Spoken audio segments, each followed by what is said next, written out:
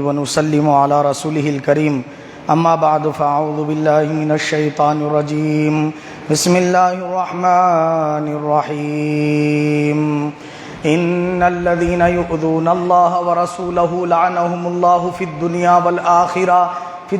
والآخرة وأعد لهم عذابا مهينا صدق الله العظيم ان الله وملائكته يصلون على النبي يا ايها الذين آمنوا صلوا عليه وسلموا تسليما اللهم صل وسلم على سيدنا محمد نور الانوار وسر الاسرار وسيد الابرار وعطرته بعدد كل معلوم لك السلام عليك يا نبي الله السلام عليك يا رسول الله السلام عليك يا حبيب الله السلام عليك يا نور الله السلام عليك يا نبي القبلتين السلام عليك يا رحمة للعالمين السلام عليك يا خاتم النبيين صلى الله تعالى عليك وسلم یوں ہی نہیں جہاں میں چرچا حسین کا، یوں ہی نہیں جہان میں چرچا حسین کا، کچھ دیکھ کر ہوا ہے زمانہ حسین کا، کچھ دیکھ کر ہوا ہے زمانہ حسین کا، سر دے کے دو جہاں کی حکومت خرید لی، سر دے کے دو جہان کی حکومت خرید لی، مہنگا پڑا یزید کو سجدہ حسین کا، مہنگا پڑا یزید کو سجدہ حسین کا، کربلا کو کربلا کے شہنشاہ پہ ناز ہے، کربلا کو کربلا کے شہنشاہ پہ ناز ہے، اس نواسے پر محمد مصطفیٰ کو ناز ہے، یوں تو لاکھوں سجدے کیے مخلوق نے مگر حسین نے وہ سجدہ کیا جس پر خدا کو ناز ہے، حسین نے وہ سجدہ کیا جس پر خدا کو ناز ہے۔ عزیزان ملت اسلامیہ، یہ اللہ رب العزت کا بے پناہ فضل و کرم ہے کہ اس نے ہم تمام کو ہر جمعہ کی طرح آج بھی یہاں جمع ہونے کی سعادت نصیب فرمائی۔ جیسا کہ آپ تمام حضرات 10 محرم الحرام یعنی ایک دن پہلے چہارشنبے کے روز 10 محرم الحرام کے دن تفصیلی طور پر امام حسین علیہ السلام کی شہادت کا واقعہ سماعت فرمایا، مگر بہت سارے حضرات کو اس بات کا علم نہیں کہ امام حسین رضی اللہ تعالیٰ عنہ کی شہادت کے بعد اور مزید کیا واقعات پیش آئے، تو یزید نے اور کیا کیا کار بد کو انجام دیا، بد اعمالیوں کو انجام دیا، اور پھر یزید کا اور یزیدیوں کا جو قاتلان حسین ہیں ان کا انجام کیا ہوا، انشاءاللہ تعالی آج ہم اس سے متعلق تفصیلی گفتگو سماعت کریں گے۔ میں نے قرآن مجید سے 22 پارے سے سورہ احزاب کی آیت نمبر 57 تلاوت کی۔ اس آیت کریمہ میں اللہ رب العزت ارشاد فرماتا ہے ان الذین یؤذون اللہ ورسولہ، بے شک وہ لوگ جو ایذا دیتے ہیں اللہ کو اور اس کے رسول کو۔ یہاں تھوڑا ٹھہر کر پھر آگے کی آیت شریفہ کا ترجمہ سماعت کریں گے۔ کیا فرمایا اللہ نے؟ بے شک وہ لوگ جو اللہ اور اس کے رسول کو ایذا دیتے ہیں، تکلیف دیتے ہیں۔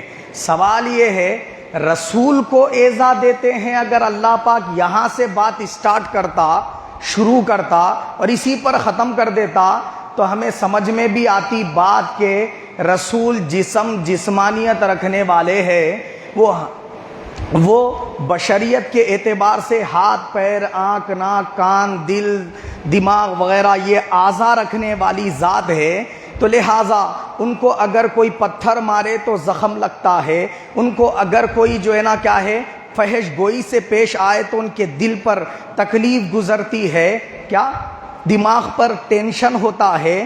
یہاں تک بات سمجھ میں آتی ہے۔ ایذا کس کو کہتے ہیں؟ اگر کسی شخص کو نوچ دو تو وہ جس جگہ نوچا گیا وہاں جو تکلیف ہو رہی ہے نا اس کو ایذا بولتے ہیں۔ کسی کو پتھر مار دو تو وہ پتھر مارنے سے جو زخم لگا اور اس کی وجہ سے جو اس کو تکلیف ہوئی اس کو ایذا کہتے ہیں۔ کسی نے کسی کو گالی دے دی، بد زبانی سے پیش آیا اور اس کے دل کو تکلیف پہنچے، جیسے کلمات اور جملے کہے، تب اس کے بعد اس کے دل پر اور دماغ پر جو کیفیت طاری ہو رہی ہے نا، اس کو ایذا کہتے ہیں۔ اور اللہ کیا فرما رہا ہے؟ ان الذین یؤذون اللہ ورسولہ، بے شک وہ لوگ جو اللہ اور اس کے رسول کو ایذا دیتے ہیں۔ مولا رسول کو تو ایذا دی گئی، پتھر مارے گئے، گالی گلوچ کیا گیا، رسول پاک کو کبھی دیوانہ کہا گیا نعوذ باللہ، کبھی مجنوں کہا گیا نعوذ باللہ، رسول پاک صلی اللہ تعالی وسلم کو کبھی آصف زدہ کہا گیا نعوذ باللہ، کبھی یہ کہا گیا کہ حضور پر جن کا سایہ ہو گیا نعوذ باللہ۔ تو ان الفاظ سے رسول پاک کو تکلیف ہوئی۔ کبھی رسول پاک کے چاچا کو شہید کر دیا گیا، امیر حمزہ رضی اللہ تعالیٰ عنہ کو، رسول پاک کو تکلیف پہنچی۔ اور رسول پاک صلی اللہ تعالیٰ علیہ وسلم کے زوج امہات المومنین میں سے حضرت ام المومنین عائشہ صدیقہ رضی اللہ تعالیٰ عنہ پر تہمت لگائی گئی، رسول پاک کو ایذا پہنچی۔ رسول پاک صلی اللہ علیہ وسلم کی زوجہ ام المومنین عائشہ صدیقہ رضی اللہ تعالیٰ عنہ سے کسی نے یہ کہا، ان کے بارے میں کہا کہ رسول پاک وصال کر جائیں تو میں حضور کی زوجہ ام المومنین عائشہ صدیقہ رضی اللہ عنہ سے نکاح کر لوں گا۔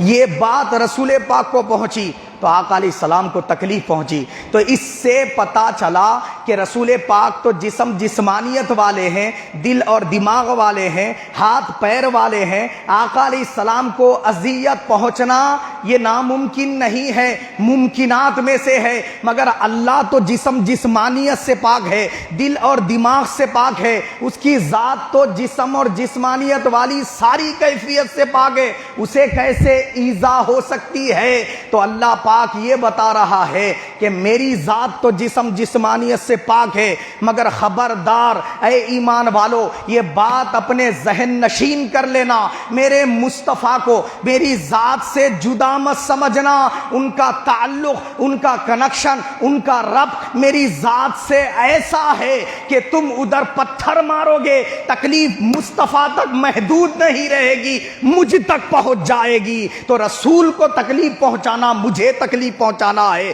رسول کو زخم پہنچانا مجھے زخم پہنچانا ہے، رسول کو ٹارچر کرنا مجھے ٹارچر کرنا ہے، رسول سے بدزبانی کرنا مجھ سے بدزبانی کرنا ہے۔ میں رسول نہیں ہوں، رسول میں نہیں ہوں، دونوں جدا بھی نہیں ہے، دونوں ذاتیں ضرور الگ ہیں، اللہ کی مصطفیٰ کی، مگر دونوں کو رسول کو دی جانے والی تکلیف دونوں کو پہنچ جاتی ہے۔ ٹھیک اسی طرح محمد مصطفیٰ صلی اللہ علیہ وسلم نے اپنی زبان اقدس سے ارشاد فرمایا، کیا ارشاد فرمایا؟ حسین الحسین منی وانا من الحسین۔ کیا فرمایا سرکار نے؟ حضور نے فرمایا حسین تو مجھ سے ہے اور میں تجھ سے ہوں۔ کیا مطلب ہے؟ تو مجھ سے ہے بات سمجھ میں آتی ہے، کیا تو مجھ سے ہے بات سمجھ میں آتی ہے کہ رسول اللہ کے بیٹے ہیں، رسول اللہ کے بیٹی کے بیٹے ہیں، رسول اللہ کا خون ہے، رسول پاک کی آل ہے، سمجھ میں آتی ہے بات کہ حسین رسول پاک سے ہیں، مگر یہ بات سمجھ نہیں آتی کہ حسین سے سرکار کیسے ہیں۔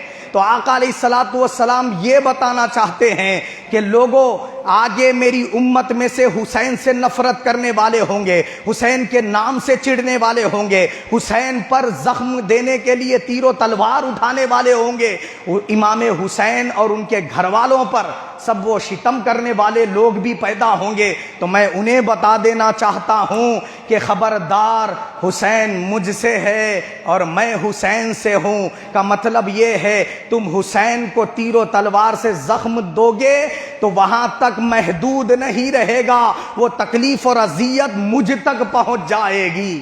جیسے اللہ نے فرمایا نا، اللہ کو ایذا نہ دو، یعنی رسول کو تکلیف دینا اللہ کو تکلیف دینا ہے۔ اب رسول اللہ فرما رہے ہیں حسین کو تکلیف دینا مجھے تکلیف دینا ہے، تو ایک لڑی ہے۔ اگر امام حسین کو آپ اذیت دیتے ہیں، تکلیف دیتے ہیں، ٹارچر کرتے، تیر و تلوار کے 72 زخموں میں چور کر دیتے ہیں، انہیں پانی بن کر کے تکلیف اور اذیت پہنچاتے ہیں، کبھی ان کے بہن کے بچوں کو شہید کر دیا جاتا ہے، ایک ہی میدان میں 4 بھائی شہید کر دیے جاتے ہیں، امام بوڑھے جوان سب ملا کر کے اہل بیت اطہار کتنے تھے میدان کربلا میں؟ 22 تھے، اور بعضوں نے کہا کہ 19 تھے، 22 ہی پکڑ لیں۔ اس میں سے تو امام حسین کے جو بھائی حضرت عباس رضی اللہ عنہ ہیں اور ان کے 3 مزید بھائی وہ شہید کر دیے گئے، اور حضرت امام حسین کے بڑے شہزادے شہید کر دیے گئے۔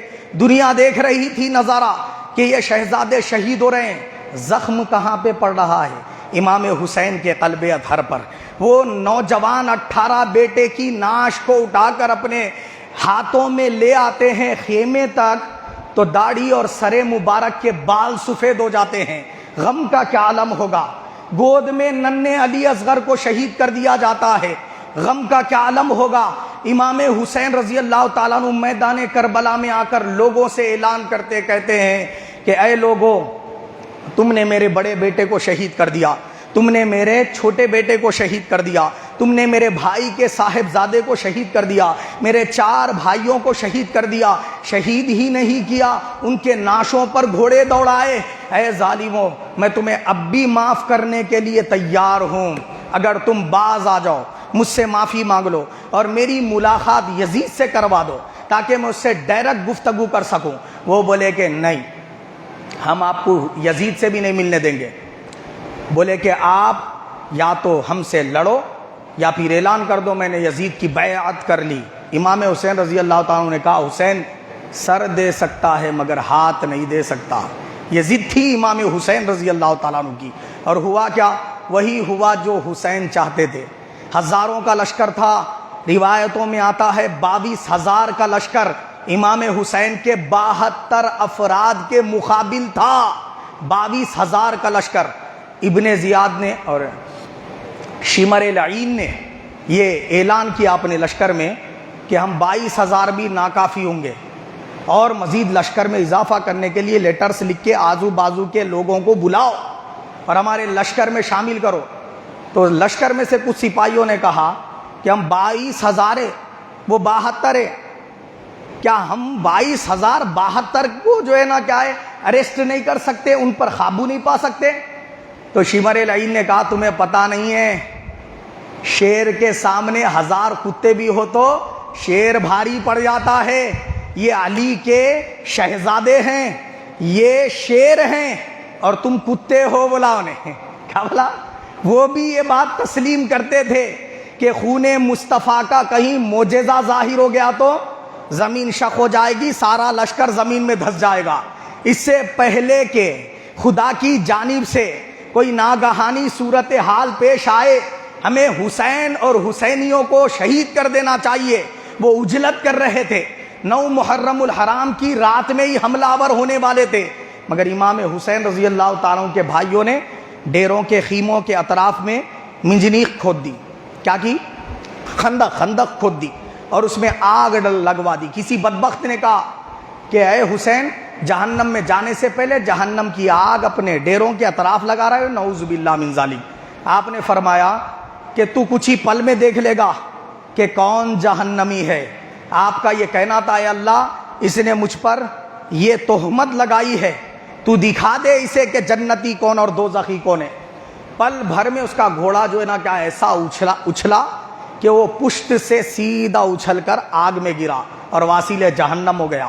تو کرامتیں وہاں میدان کربلا میں امام حسین کی ظاہر ہو رہی تھی۔ پھر امام حسین رضی اللہ تعالیٰ عنہ اپنے آپ کو شہید کرنے کے لیے پیش کیوں کر رہے تھے؟ کیا امام حسین کو پتہ نہیں تھا؟ پتہ تھا۔ کب سے پتہ تھا؟ بچپن سے پتہ تھا۔ بچپن سے بتایا جا رہا تھا کہ آپ یزید بن معاویہ رضی اللہ تعالیٰ عنہ، جو امام حضرت امیر معاویہ رضی اللہ تعالیٰ عنہ کا بیٹا یزید، یہ شخص کے ذریعے آپ کی شہادت ہونی ہے۔ کتنے افراد آپ کو شہید کریں گے وہ بھی رسول پاک صلی اللہ علیہ وسلم نے بیان فرما دی تھی، اور شہید کرنے والے شخص کا حلیہ آقا علیہ السلام نے امام حسین کو بتا دیا تھا۔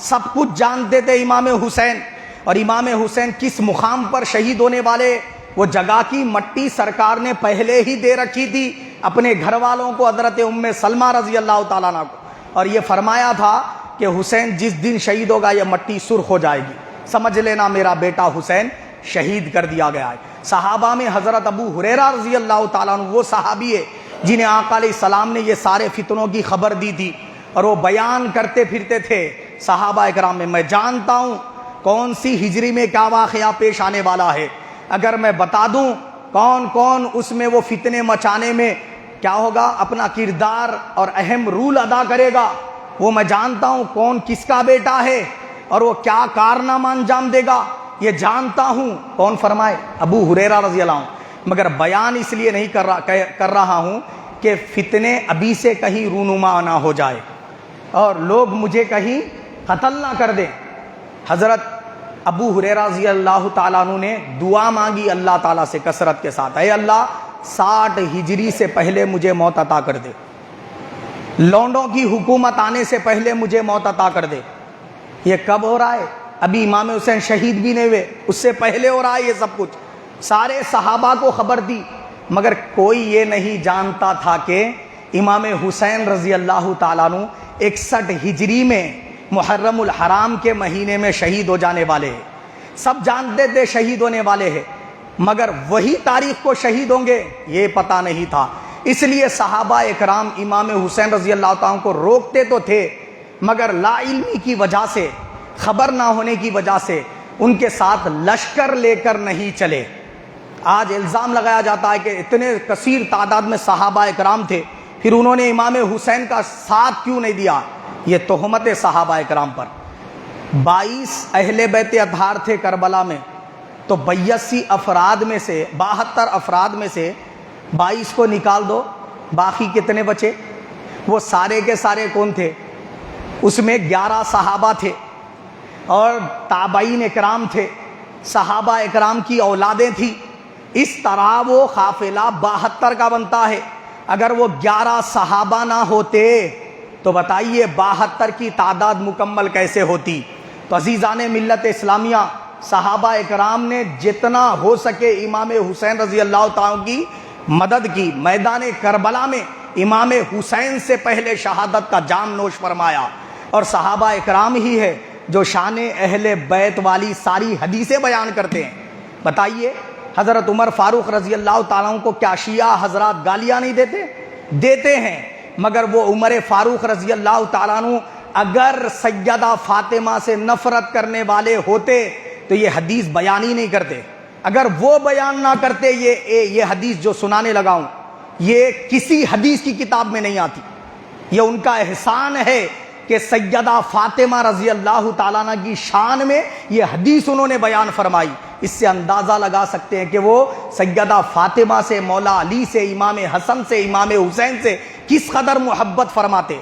یہ جھوٹ اور تہمت رکھی جاتی ہے کہ عمر فاروق رضی اللہ تعالیٰ نے سیدہ فاطمہ الزہرا رضی اللہ تعالیٰ عنہ کے دروازے کو لات مارا اور ان کے گھر کو آگ لگائی، نعوذ باللہ من ذالک۔ ایسے تہمتوں سے اجتناب کیجئے۔ اگر وہ ایسے ظالم ہوتے تو کیا رسول اللہ انہیں اپنے قبر اطہر کے پاس رہنا ان کا گوارا کرتے؟ غور کرنے کا مقام ہے۔ 1400 سال سے گنبد خضرا کے نیچے رسول پاک کے قبر اطہر کے پاس عمر فاروق رضی اللہ عنہ دفن ہے۔ آپ اندازہ لگائیے۔ اور بخاری شریف کی صحیح روایت میں آتا ہے عمر فاروق رضی اللہ تعالیٰ کے وصال کے 100 سال بعد ان کے 35 کے طرف سے دیوار گر گئی تو انگوٹا باہر آ گیا۔ اگر عمر فاروق رضی اللہ عنہ اہل بیت سے نفرت کرنے والے ہوتے تو ان کی میت سلامت رہتی کیا؟ انگوٹے کا سلامت باہر نکل کر چمکنا اس بات کی دلیل تھی کہ عمر فاروق رضی اللہ تعالیٰ عنہ کا جسد مبارک مٹی میں نہیں ملا 100 سال کا عرصہ گزرنے کے باوجود۔ اب آپ اندازہ لگائیے۔ تو اس سے پتا چلا کہ عمر فاروق رضی اللہ تعالیٰ عنہ کے بھی دشمن ہوئے، ابو بکر صدیق رضی اللہ عنہ کے بھی دشمن ہوئے، عثمان غنی کے بھی دشمن ہوئے، مولا علی کے بھی دشمن ہوئے، امام حسین علیہ السلام کے بھی دشمن ہوئے لوگ۔ تو یہاں پر میں عرض یہ کر رہا تھا کہ عمر فاروق نے کون سی حدیث پیش کی؟ اگر وہ پیش نہ کرتے تو کوئی حدیث کی کتاب میں کسی سے وہ روایت نہ ملتی۔ وہ عمر فاروق رضی اللہ عنہ بیان کی۔ کیا ہے وہ؟ آپ نے فرمایا رسول پاک صلی اللہ علیہ وسلم کے پاس سیدہ فاطمہ رضی اللہ عنہا ملاقات کے لیے آئی۔ آقا علیہ السلام اپنی مسند، اپنی جو ہے نا کیا ہے وہ جگہ جہاں پر حضور بیٹھے ہوئے تھے، تشریف فرما تھے، چھوڑ دی اور اٹھ کر کھڑے ہوئے فرتے محبت کے ساتھ اور فرمایا جنتی عورتوں کی سردارنی آ رہی ہے، اے میری بیٹی فاطمہ تجھ پر میرے ماں باپ قربان، فرمایا سرکار نے، فدا کا امی و ابی، فدا کی اے فاطمہ تجھ پر میرے ماں باپ قربان۔ ساری دنیا کہتی ہے یا رسول اللہ آپ پر میرے ماں باپ قربان۔ فاروق اعظم کہتے ہیں یا رسول اللہ آپ پر میرے ماں باپ قربان، اور آقا نے بتایا کہ اے میری بیٹی فاطمہ تجھ پر میرے ماں باپ قربان۔ ذرا سوچے، غور کریں کہ آقا علیہ السلام کیوں اپنے ماں باپ سیدہ فاطمہ پر قربان کر رہے ہیں؟ اسی لیے تو قربان کر رہے ہیں نا، ان کے جیسے کردار والی کوئی خاتون رسول پاک کی امت میں کیا کسی امت میں پیدا نہیں ہوئی، ان کے جیسی شرف و فضیلت والی خاتون کسی امت میں بھی نہیں، رسول پاک کی امت میں بھی پیدا نہیں ہوئی۔ ان کے شوہر جیسا شوہر کسی کا شوہر نہیں ہے، ان کے بچوں جیسے بچے کسی کے بچے نہیں ہے۔ یہ شان اور عظمت کی وجہ سے آقا علیہ السلام نے فرمایا میرے ماں باپ اے فاطمہ تجھ پر قربان ہو۔ آئیے عزیزان ملت اسلامیہ، حضور پاک بچپن ہی سے امام حسن امام حسین کے بچپن ہی سے حضور ان کا اتنا خیال فرماتے، اتنا ان سے محبت کرتے کہ سرکار کو ان کا لڑ کھڑا کر گرنا گوارا نہیں۔ حضور سجدے میں ہیں، نماز کی حالت میں وہ پشت پر چڑھ جاتے تو سرکار سجدے سے سر نہیں اٹھاتے، اس خیال سے کہ میں سر اٹھا دوں تو کہیں میرا حسین گر نہ جائے، کہیں میرا حسن گر نہ جائے۔ جن کی اتنی تکلیف بھی سرکار کو گوارا نہیں کہ وہ روتے ہیں تو رسول پاک فوراً کہہ دیتے اپنی صاحبزادی سے، اے میری بیٹی فاطمہ حسن کیوں رو رہا ہے، حسین کیوں رو رہا ہے، اس کا رونا مجھے تکلیف دیتا ہے، انہیں مت رلایا کرو، انہیں فوراً دودھ دے دیا کرو۔ آقا علیہ السلام اپنی زبان مبارک منہ میں دے کر چسواتے ہیں تو کیا معلوم ہوا، سرکار اتنا زیادہ ان سے محبت کرتے ہیں، یہ محبت پہلے اللہ نے حضور کے دل مبارک میں جمع کی، خوب کوٹ کوٹ کر رسول پاک صلی اللہ علیہ وسلم کے قلب اطہر میں ڈالی، حسنین کریمین کی، مولا علی کی، سیدہ فاطمہ کی۔ اور حضور نے اس محبت کی خاطر کیا فرمایا، اے علی سب کے لیے ایک بیٹھک میں 4 نکاح بھی جائز ہے، مگر تیرے لیے میری بیٹی فاطمہ جب تک زندہ ہے نا دوسرا نکاح حرام ہے، فرمایا سرکار نے۔ غور کرنے کا مقام ہے۔ انہوں نے عرض کیا رسول اللہ ایسا کیوں؟ تو حضور نے فرمایا ایسا اس لیے کہ تم اگر دوسری شادی کرو گے تو وہ سوتن ہوگی میری بیٹی فاطمہ کی، تو اس کی وجہ سے میری فاطمہ کو تکلیف ہوگی، اسے تکلیف ہوگی تو مجھے تکلیف ہوگی، فرمایا سرکار نے۔ تو اے علی لہذا بہتر یہی ہے کہ تم دوسرا نکاح ہی نہ کرو۔ اور مولا علی شیر خدا نے دوسرا نکاح نہیں فرمایا۔ تو عزیزان ملت اسلامیہ ایسا کیوں کیا گیا؟ حضور کے دل میں ان حضرات کی محبت اتنی کیوں پیدا کی گئی؟ اس کی اہم وجہ یہ ہے، آپ نے دیکھا ہے کیا شہید صرف امام حسینی ہوئے اور دوسرے حضرات شہید نہیں ہوئے؟ ہوئے ہیں نا۔ آدم علیہ السلام کے بیٹوں میں حابیل شہید ہوا نہیں، اس کے بعد بھی حضرت زکریا علیہ السلام شہید ہوئے، اللہ کے نبی ہے۔ حضرت یحییٰ علیہ السلام شہید ہوئے، اللہ کے نبی ہے، مگر ان شہادتوں کے اتنے چرچے دنیا میں نہیں دکھتے۔ حضرت امیر حمزہ شہید ہوئے، جگر چیر دیا گیا نہیں، سینہ چیر کر چاک کر کے دل اور جگر کو کچا چبایا گیا، پھیپڑے نکال دیے گئے، کان آنکھ ناک وغیرہ نکال کر اس کا ہار بنا کر گلے میں پہنا گیا۔ اتنی خطرناک طریقے سے آپ کی شہادت پیش آئی، مگر اس کا چرچا بھی اتنا زیادہ نہیں ملتا۔ فاروق اعظم شہید ہوئے نماز کی حالت میں، اس کا اتنا چرچا نہیں دکھتا۔ مولا علی خود شہید ہوئے، اس شہادت کا بھی اتنا زیادہ چرچا نہیں دکھتا، مگر کیا وجہ ہے کہ دنیا میں امام حسین کی شہادت کے ڈنکے بجا دیے گئے، ہر طرف ہر شخص کی زبان پر شہادت حسین ہے، شان حسین ہے۔ وجہ کیا ہے؟ یہ ساروں کی جو شہادتیں ہوئی وہ ان کی اپنی ذات کی شہادت تھی۔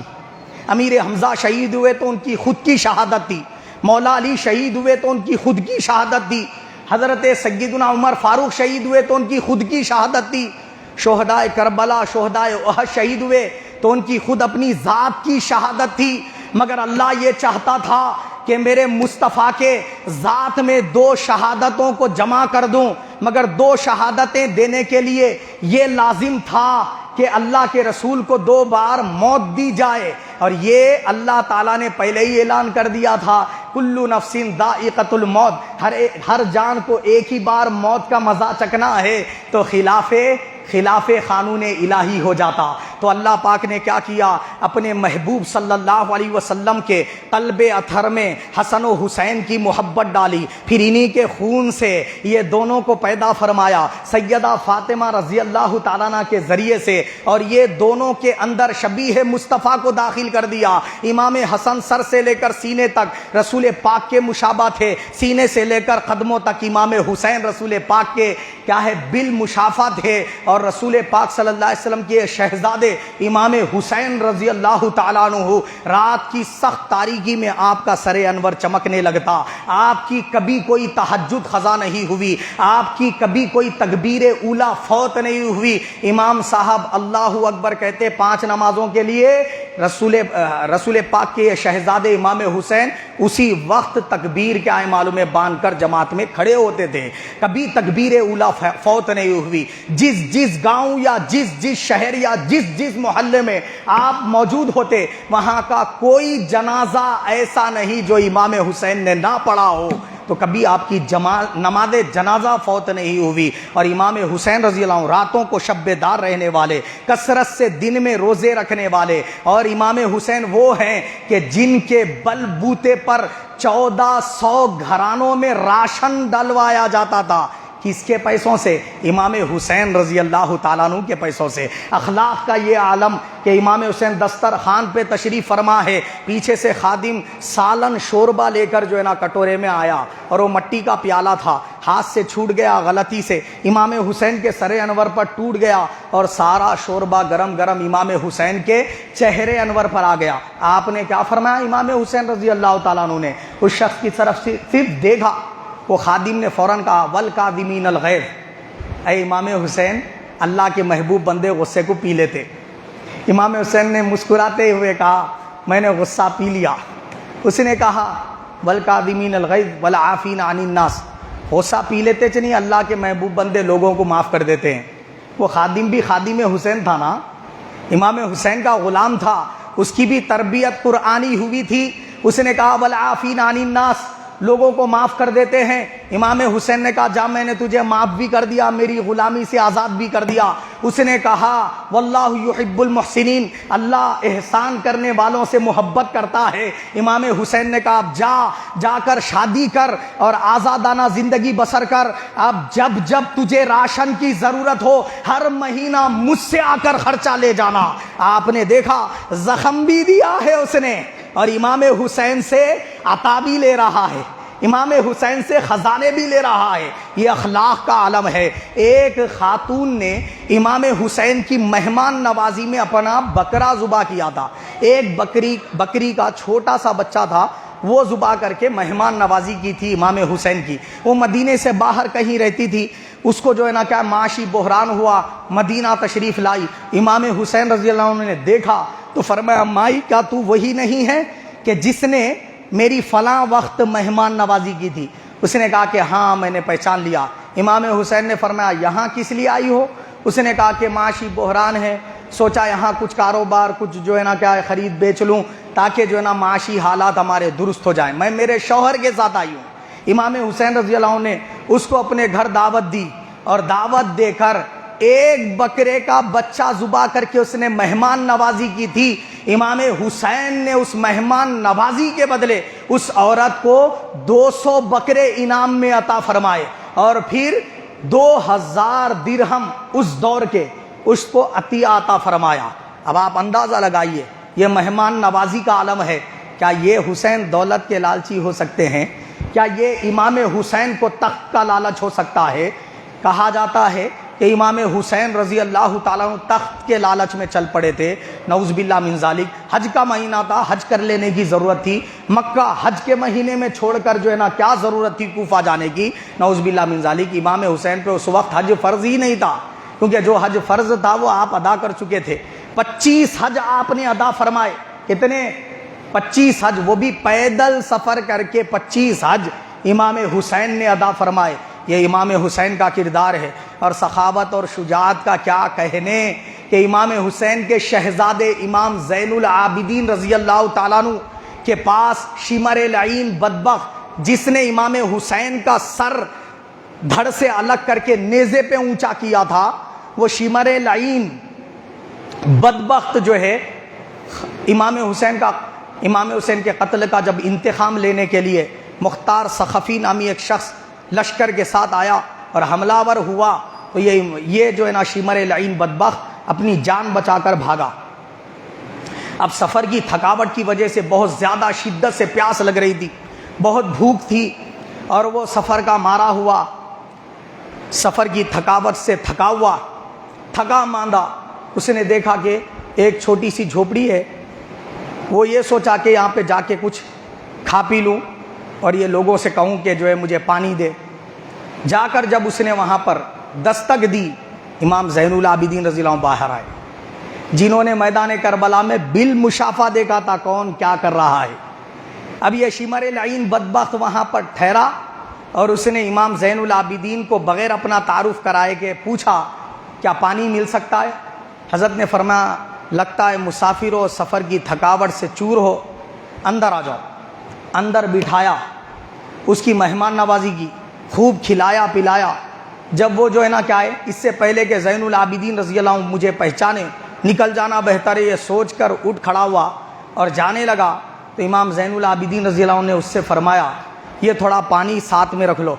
چمڑے کا چھاگل دیا اسے، کیا ہے مشکزہ دیا چمڑے کا، اور فرمایا یہ اپنے ساتھ رکھو، اور پھر ساتھ میں فرمایا یہ کچھ میرے پاس پھل ہیں، لگتا ہے تمہارا سفر بہت طویل ہے، یہ پھل بھی لیتے جاؤ۔ اس نے کہا کیا امام زین العابدین نہیں ہیں آپ نے فرمایا کہ ہاں میں امام زین العابدین ہوں اور امام حسین کا فرزند ہوں۔ اس نے کہا کیا مجھے آپ نے نہیں پہچانا؟ امام زین العابدین نے فرمایا کہ میں تجھے کیسے بھول سکتا ہوں، کیا تو وہ نہیں ہے جس نے میرے والد امام حسین کا سر انور سجدے کی حالت میں دھڑ سے جدا کیا تھا اور نیزے پر بلند کیا تھا؟ اس نے کہا کہ ہاں میں وہی ہوں، مگر یہ کیا ہے اے زین العابدین کہ مجھے پہچانتے ہوئے پانی پلا رہے ہو، مہمان نوازی کر رہے ہو، اور میں جا رہا ہوں تو مجھے پھل بھی دے رہے ہو؟ امام زین العابدین نے فرمایا وہ جو کچھ تو نے جوہر وہاں دکھائے تھے میدان کربلا میں امام حسین کو شہید کرنے کے، وہ ساری باتیں وہ تھی جو تیرے باپ نے تجھے تربیت کی تھی، کیا ہے یہ خون کا اور تیرے خاندان کا اثر تھا، اور جو تو نے میری مہمان نوازی کی یہ وہ اخلاق ہے جو مجھے میرے والد نے سکھائے ہیں۔ اب آپ اندازہ لگائیے، یہ امام زین العابدین رضی اللہ تعالیٰ عنہ ہے، اور یہ تربیت کی ہے امام حسین رضی اللہ تعالیٰ عنہ نے کہ دشمنوں سے بھی اس طرح پیش آتے ہیں۔ عزیزان ملت اسلامیہ، ہوا یہ کہ جب 10 محرم الحرام کے دن امام حسین کو شہید کر دیا گیا، 40,000 کا لشکر تھا اور ان لوگوں نے مل کر بے رحمی سے شہید کیا۔ شہادت کے بعد ڈیروں میں آگ لگا دی گئی، خیمے جلا دیے گئے، امام حسین کی شہزادی سیدہ سکینہ رضی اللہ تعالیٰ عنہ کو تماچے کھینچے گئے کہ آپ کے گالے مبارک پر 5 انگلیاں اتر گئی۔ امام حسین کی شہزادی سیدہ سکینہ رضی اللہ تعالیٰ عنہ کے کان میں چھوٹی سی بالیاں تھی گولڈ کی، سونے کی، وہ بالیوں کو بے دردی سے کھینچ دیا گیا۔ امام زین العابدین 14 سال کے تھے اس وقت، اور آپ علیل تھے، اتنے علیل کے شدید بخار تھا اور بے ہوش ہو جا رہے تھے، تھوڑی دیر میں غشی آ کر آپ کے پیر مبارک پکڑ کر زمین پر گھسیٹا گیا۔ عورتیں جنہوں نے جو اہل بیت اطہار کے خاندان کی عورتیں جنہوں نے کبھی کسی نامحرم شخص کے سامنے بے پردگی اختیار نہیں کی، کہ کسی غیر محرم نے کبھی ان کا چہرہ نہیں دیکھا تھا، وہ اہل بیت اطہار کے خاندان کی بچیاں اور عورتوں کو بے پردہ گلی کوچوں میں دمشق کے بازاروں میں گھمایا اور پھرایا گیا، ان کو پیاسا رکھا گیا، ان کو شدید پیاس سے تڑپایا گیا۔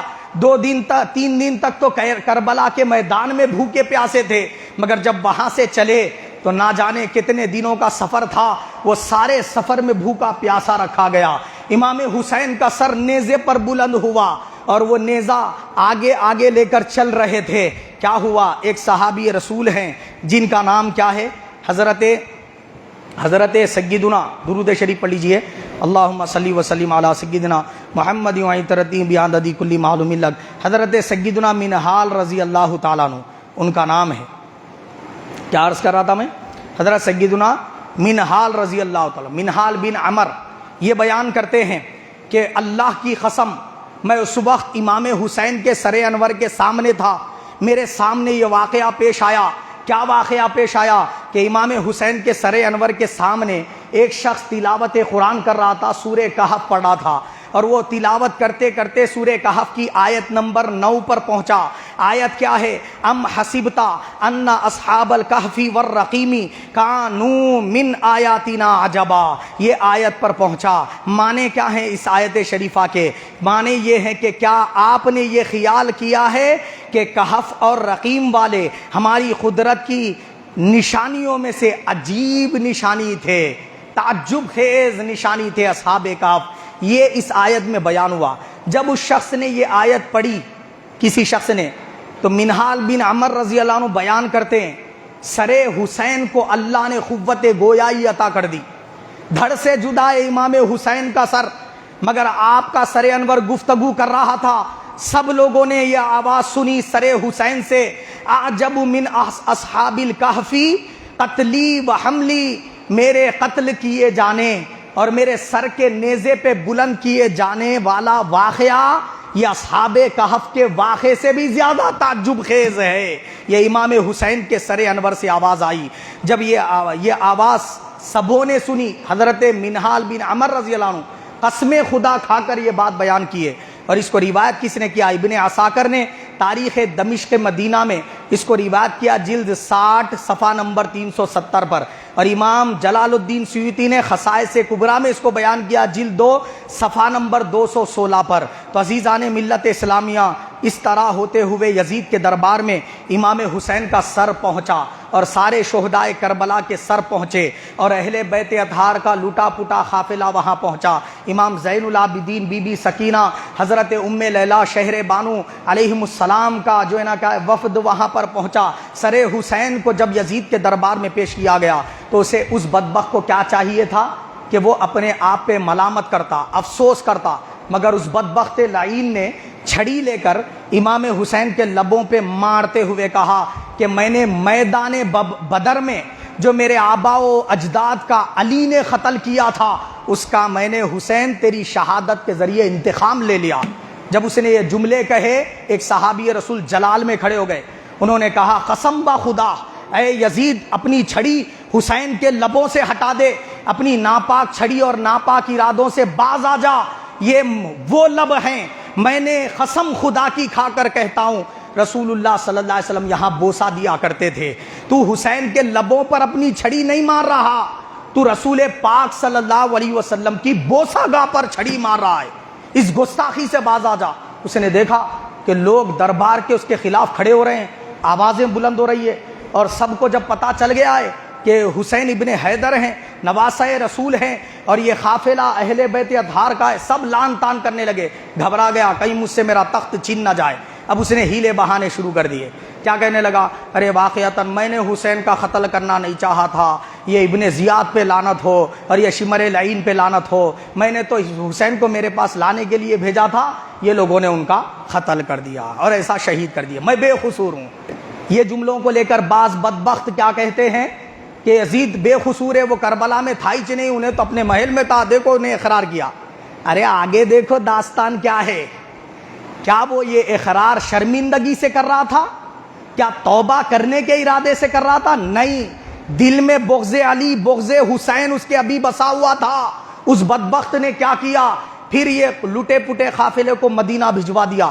امام زین العابدین، حضرت سیدہ سکینہ، حضرت ام لیلہ شہر بانو اور دیگر جو اہل بیت اطہار کا لٹا پٹا قافلہ تھا، یہ مدینہ منورہ پہنچا ہی تھا۔ اس بدبخت نے پھر کیا کارنامہ کیا وہ سماعت کرے۔ یزید کا بیٹا، اور جو ہے نا کیا یزید کا بیٹا، اس کے بیٹے کا نام بھی ہے معاویہ، اور غسیل الملائکہ حضرت حنظلہ رضی اللہ تعالیٰ عنہ، ان کے صاحبزادے عبداللہ، دونوں بیان کرتے ہیں۔ اس کو حافظ ابن کثیر نے البدایہ والنہایہ میں جو ہے نا بیان کیا ہے، کیا ہے کہ جب یزید، قسم خدا کی کہ یزید کا کیریکٹر، اس کا کردار یہ ہے کہ وہ یہ جملے جب کہا تھا تو اس کے دل میں شرمندگی نہیں تھی، مدینے کو بھجا کر اس بدبخت نے کیا کیا؟ 25 نہیں 27,000 کا لشکر گھوڑ سواروں والا اور 15,000 پیادہ لوگوں کا لشکر کس کو دیا؟ مسلم بن عقبہ کو دیا، اور اس بدبخت کو دے کر کہا مدینے پر حملہ کر دینا۔ مدینے والوں نے میری بیعت اختیار نہیں کی ہے، اور جنہوں نے بیعت اختیار کی انہوں نے توڑ دی ہے۔ مدینہ تمہارے لیے حلال ہے، جو چاہو کرنا۔ یہ بدبخت یہ سارے لشکر کو لے کر مدینے پر حملہ آور ہوئے۔ مدینے میں 10,000 لوگوں کا قتل عام ہوا، اور 700 صحابہ اور حفاظ اکرام کو شہید کیا گیا، اور 1,000 کے قریب اہل بیت اور مدینہ منورہ کی پاک دامن بچیوں اور عورتوں کا مدینے کی سڑکوں پر ریپ کیا گیا۔ ان کے ساتھ جو ہے نا کیا ہے زیادتی کی گئی۔ سرکار کی مسجد نبوی میں 3 دن تک نمازیں معطل کر دی گئی۔ حضور کے منبر پر گوبر اور لیٹ ڈالا گیا۔ مسجد نبوی میں گھوڑے باندھے گئے، اونٹ باندھے گئے۔ یہ ظلم و ستم ڈھایا کس کے حکم سے؟ مسلم بن عقبہ نے، یزید کے حکم سے۔ جب مدینے میں یہ سب کچھ کر دیا گیا تو پھر اس کے بعد نیکسٹ آرڈر آیا، کس کا؟ یزید کا۔ کیا آیا؟ کہ اب مکے پر حملہ کر دو۔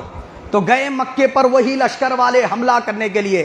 راستے میں مسلم بن عقبہ کی موت واقع ہوئی، اسے دفن کر دیا گیا۔ لوگوں نے دیکھا اس کی ناش کو زمین میں اوپر نکال کر پھینک دیا۔ اس کے ناک میں سے سانپ گھستا ہے، دوسرے ناک کے نتنے سے نکلتا ہے۔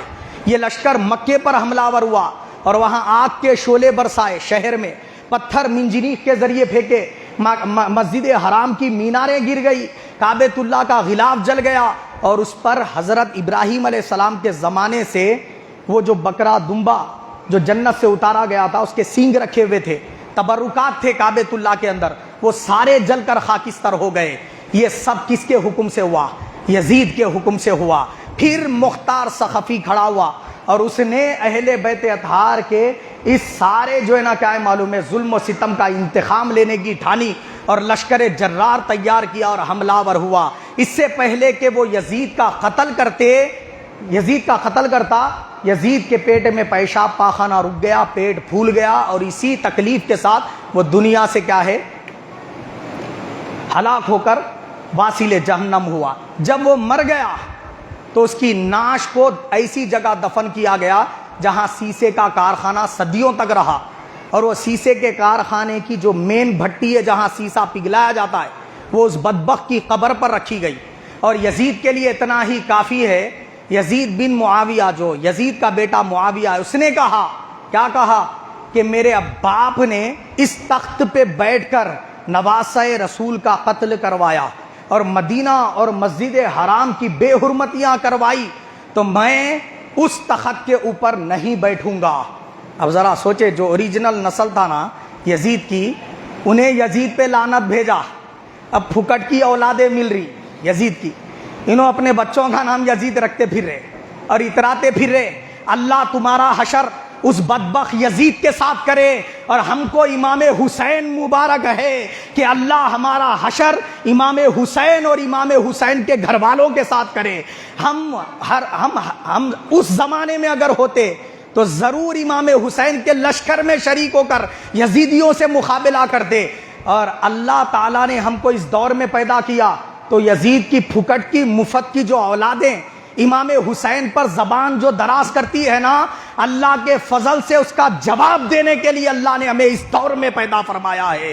شاہ استو حسین بادشاہ استو حسین، شاہ استو حسین بادشاہ استو حسین، دین استو حسین دی پناہ استو حسین، سر داد نہ داد دست در دست یزید، حقا کے بنا لا الہ استو حسین۔ اللہ پاک ہم سب کو امام حسین سے بے پناہ عقیدت و محبت رکھنے کی توفیق عطا فرمائے، ہم سب کا خاتمہ بالخیر فرمائے، آمین ثم آمین وما علینا۔